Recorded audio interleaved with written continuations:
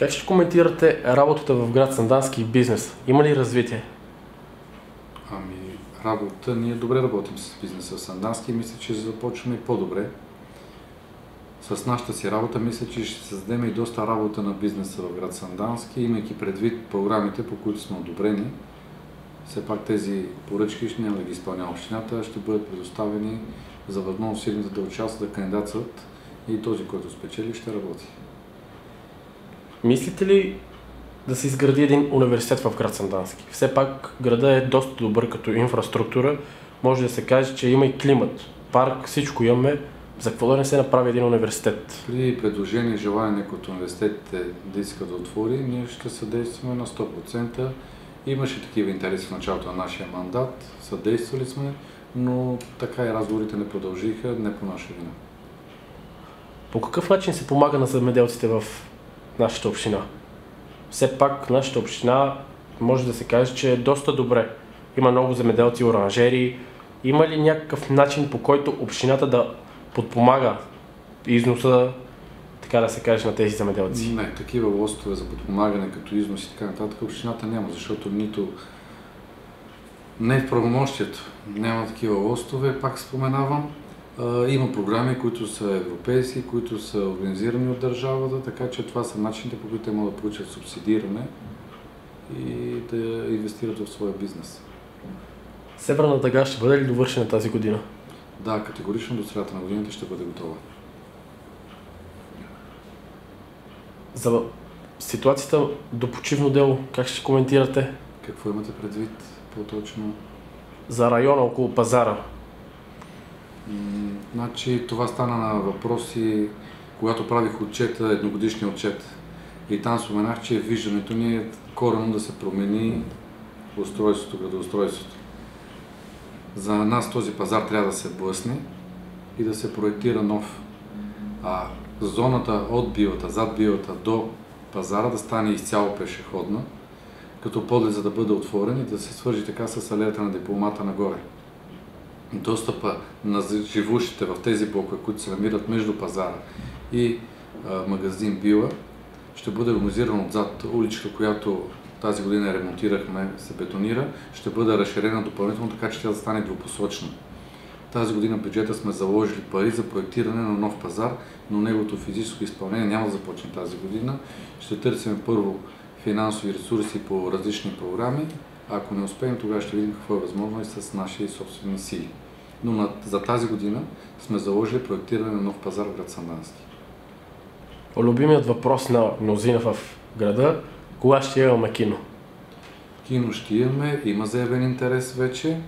Въпросът е, че ние не можем да предоставим на този етап помещения по обективни причини, поради това, че кандидатстваме програми, че там търпят строително-монтажни работи ще има, но предполагам, че до година по това време ще бъде резонен този въпрос да бъде зададен. Също така се задава въпроса за разширението на река Санданска Бисерица. Защо не са завършени последните 20-50 метра? Имате предвид корекцията на реката? Да, корекцията надолу не е завършена. Тази година сме заложили за проектиране за корекция на реката от последния мост, където е на улица Тодор Каблешков, надолу до напускане на строителните граници на града. Така че нека тази година да го проектираме и пак ще търсим средства, с които да се довърши корекцията на реката. Кога ще се завърши паркинга под пожарната? В края или в началото? Спират ни в момента само и единствено метеорологичните условия. В момента, в който имаме подходящи метеорологични условия, ще продължим строителните дейности на територията на града. Кога ще видим разширение по пътя към Петрич за отбивката към село Лешница? Тази година ще го имаме това нещо. Майки питат защо в детските градини учителките си тръгват по-рано от необходимото и не могат да останат децата до по-късно. Това ще бъде изговорено с директорите на детските градини, дали действително има такъв проблем и той е решен, предполагам, но ще бъде поставен пред тях. Много хора пропискаха покрай тези студове, че нямат вода в къщи. На какво се дължи това нещо? Две причини. Едното е старата водопроводна мрежа, която се намира на територията на град Сандански. Другото е, че тези температури са нехарактерни за нашия нашия район, или поне от дълги години не е имало толкова ниски температури, има много замръзвания, пукане на водопроводната мрежа. Всичките екипи на фирма Увекс работят дори извънредно, но авариите са толкова много на територията на общината, че на този етап едва смогват. А имаме ли някаква яснота за обновяване на водопровода? На този етап вариант са през собствено финансиране. Запознат ли сте със случая на Мирото, че водата е спряна и няма вода на чешмичката? На чешмичката водата ние не можем да я спрем и ние спираме. Запознат съм, че има проблеми и те от какво идват проблемите, че някои по-нетърпеливи граждани, които искат по-бързо да си напълнат вода, пърхат телове с цел да почне да увеличат количеството вода и по този начин повреждат, може би пак има някаква повреда по водопроводната система. Ще го проверим този сигнал. Но нека да е след малко нормализиране на обстановката навън, защото, нали, казахме вече, фирма Увекс едва смогва, работи извън работното си време, само да смогнат да извършат ремонтите на територията на общината. Какви мерки взима община Сандански към амбулантните търговци на плодове и зеленчуци по тротуарите? Реагираме винаги при такива сигнали, дори да са анонимни, нека да ги подават на дежурния телефон в община Сандански и реагират общинска собственост и търговски отдел, веднага се озовават. Вече имаме такива санкционирани, заловени. Лошото е, че спират с микробуси, отварят вратите и в момента, в който видят, че идват, нали, нашите служители, те затварят вратите и тръгват. Но има такива заловени, така че нека да подават сигнали и ще реагираме. Как ще коментирате пътните условия през тези дни на снеговалеж? Това е един снеговалеж, който не е наблюдаван от доста дълго време на територията на град Сандански, може би от 2000 година насам. Фирмите се справиха. Знаете, че на територията на град Сандански се поддържа снегопочистването от фирма Стройконтранс, която е общинска фирма, а поддържането на улиците и пътища в община Сандански, там след обществена поръчка, фирма Пътно поддържане Сандански извършва тези дейности. Мисля, че и двете се справиха много добре. Пътища, можем да кажем, че са на асфалт. Не сме имали закъсане, нито на територията на общината, нито в града. Проходими са при зимни условия. Автобусните превозвачи си изпълняват своите разписания по график, за което имаме и от тях подаден, нали, такъв благодарствено писмо, че се успяли да си извършат разписанията, което е благодарение на Пътно поддържане Сандански и общинска фирма Стройконтранс. Как ще коментирате малките улички? Има много малки улички, които не са почистени, дори и не са опесечени. Нямаме физическата възможност да влезем в тях. За нас основното е да почистиме основните булеварди на територията на града и основните улици, по които се придвижват, и най-стръмните улици, по които се придвижват гражданите. По малките улички нямаме физическата възможност и техниката, с която да навлезем за толкова кратко време. И имайте предвид, че почистваме в Сандански в момента само в града с един трактор, който има гребо прикачено отпред, и с още един камион, който е на 30 години. Той толкова е износен, че даже избираме, като е пълен, по кои улици да мине, защото той не може да се изкачи по стръмните улици. Нещо, което го имаме като проблем, за до година ще реагираме в тази посока. Предприели сме действия, проучваме, нали, какви са възможностите, така че това нещо ще го отстраним като проблем. Пак казвам, от дълго време не е имало такава метеорологична обстановка на територията на града.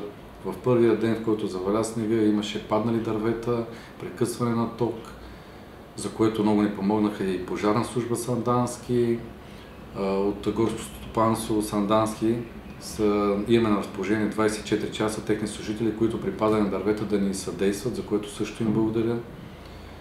Първата нощ беше изключително тежка при първия снеговалеж. Много паднали дървета, прекъснати кабели, но и службата, и фирмата, която поддържа електроразпределение Сандански ЧЕЗ, също реагира и даже за около 2 часа всички проблеми бяха отстранени.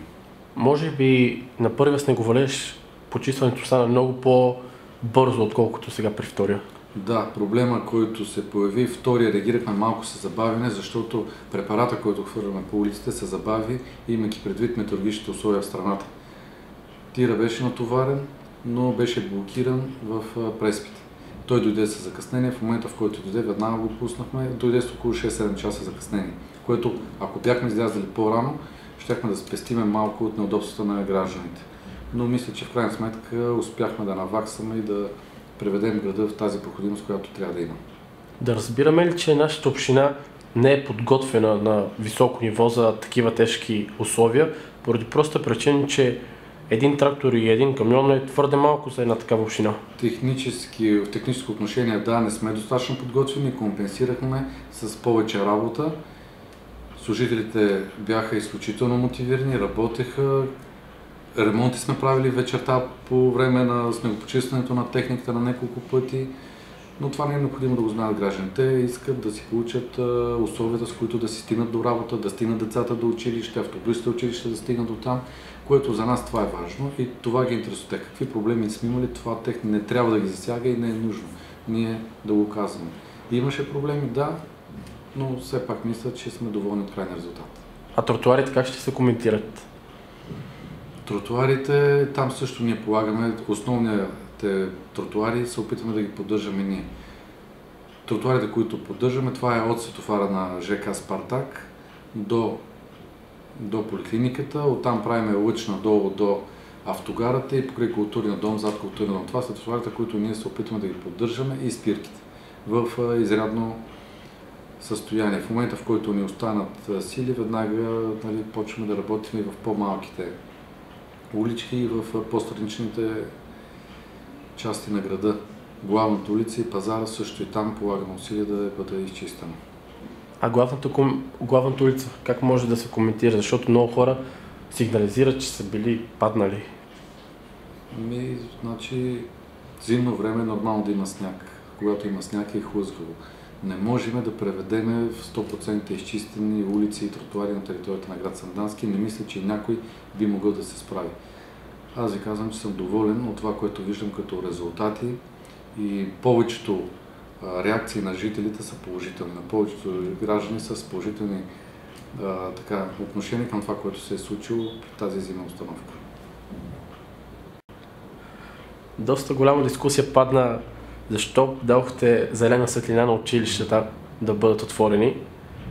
Не трябваше ли да се даде още малко ваканция на училищата, поради проста причина, че наистина температурите бяха твърде ниски в училищата и това е факт. Имахме мнозина снимки на термометри, които са под допустимото и бяха между 6 и 10 градуса, което не е приемливо и много родители сигнализират, че децата им ходят едва ли не с 2 чифта дрехи и е някакъв страшен ад в училищата. Аз имам право, като кмет на общината, 3 дни в годината да дам ваканция на училищата. Това мога да го направя при определени условия. Това, което сме направили ние, сме се чули с всички директори на училищата, дали ще имат някакви проблеми с отоплението. Чули сме се в предходните дни няколко пъти, помолили сме ги и техното мнение беше такова, че трябва да започне парно да работи няколко дни по-рано. И парното бе включено няколко дни по-рано. Това, което сме направили ние е да организираме училищните автобуси, да пристигнат, да са отоплени, улиците и пътища да са проходими, така че те да стигнат на време. Това нещо го бяхме направили и нямах основание да прекъсвам учебните часове. Вече по свое усмотрение и своя преценка, всеки един от директорите на училищата, ако не може да осигури необходимата температура в училището или по негово усмотрение и по ред други причини, той също може да даде до 3 дни в годината, по новия закон, може да даде почивка, без да дава обяснение защо е дава тази почивка. При положение, че от тяхна страна имахме декларирано, че те ще се справят с температурите в сградите, а ние направихме всичко възможно, така че улиците да са проходими, градския транспорт да си изпълни своето разписание, училищите, автобуси да излезнат и те също да си изпълнят своето разписание, нямахме основание да прекъсваме учебните часове. Сега се коментират много неща. Банско и Разлог е по-студен от Сандански. Там също се учи. Съгласен съм, че в училищата трябва да са температурите на нивото, което изисква по закон. И има проверки, не почти всеки ден даже има проверки в второ основно училище и гимназия Ян Сандански. И по другите училища. Имаше проверки, в първите дни има определени отклонения, но не в границите, в които казвате вие, моята информация, че температурите са били над 14 градуса. Но не отричаме, че е имало проблеми на някои места. В момента мисля, че всичко е в каквото е по закон. Днеска дори също имало проверка в училищата. Има училища, където температурата е била и над 20-22 градуса. Първия ден получихме доста снимки, на които термометрите със сигурност не лъжат. Много от хората коментират едва ли не, че термометрите са извадени навън да се измери. Въпросът е колко коректно са направени тези замервания. Значи, нормално да се вярва и разчита на това, което дават РЗИ, защото те отиват с сертифицирани термометри и замерването се прави при определени изисквания. Колко време трябва да преседи вътре в помещението термометъра, къде да бъде сложен, на каква височина и така нататък. Има се изисквания, при които се правят тези замервания, за да може да бъдат достоверни. Оттам нататък такива показвания на термометри не се знае колко са коректни замерванията. Вие лично посетихте ли едно от училищата да проверите каква е обстановка? Аз лично не съм бил, но екипа беше заместник кмета госпожа Органджиева, ходи, директор дирекция образование, ходи на всички проверки с РЗИ и от тях имам информацията, която ви давам в момента. Детските градини, поддръжката там нормална ли е с температурите? Да, имахме срещи и с директорите на детските градини. За детските градини пък няма никакви сигнали дадени до този момент за училищата, докато имаше коментари, те са повече от учениците, тези коментари. Изключително беше важно ние да осигурим и нормалния учебен процес. Това ни е по закон вменено. Ние сме длъжни да положим всички усилия, когато видим, че не можем, ние трябва да пустим децата. Аз мисля, че всеки един трябва да се стреми образованието да си продължава. Имайте предвид, че има родители, които са на работа. И децата първи, втори и трети клас, те имат притеснение, когато ги остават вкъщи. Друго е, когато знаят, че са на училище, когато знаят, че имат обяд и така нататък. Така че и заради тях ние бяхме длъжни да положим всички усилия, така че учебният процес да не спира. Не мислите ли, че намалянето на часовете на тези условия също е една спирка за образованието? В същото време децата ходят на училище, но часовете са по 25 минути, 30 минути, който де-факто не е един нормален час за преподаване на час. Това не е в нашите правомощия и не е в нашите компетенции ние да вземем тези решения. Има си Министерство на образованието, има си структури, които могат да преценят доколко дълъг може да бъде един час, той да бъде ефективен. Знам, че училищата си правят техни преструктурирания. Какво е моето мнение, ако ме питате дали един час, 25 минути или 30 минути би бил ефективен? Ако учениците не се изпитат да се използва само за преподаване часа, да, мисля, че той би бил ефективен този час. Знаете, че в един час, който е нормален 40 минути, се използва и за преподаване на нов урок, така също и за изпитване по научното до момента. Ако само се преподават новите уроци, мисля, че би бил ефективен този час.